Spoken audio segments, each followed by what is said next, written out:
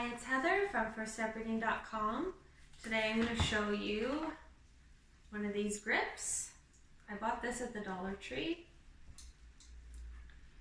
It's a giant, it looks like a giant tweezer, but it has place for your fingers.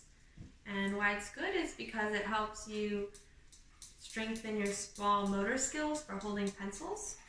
It also helps with scissors. So this is a game where I wrote all the words from the first 2 stories on popsicle sticks. And I put some, if it was 2 players, some in each bin. And the goal is you take turns and you try to squeeze as many as you can without them falling and stick them here. And it looks simple, but it's not simple. If you don't squeeze tightly, they will fall through. So if you don't get it on the exact part, it will fall. So it's not simple. And you take turns, and whoever gets the most on this side is the winner. And then they can read the ones that they got. And that's how you use this pencil grip tweezer to play a game.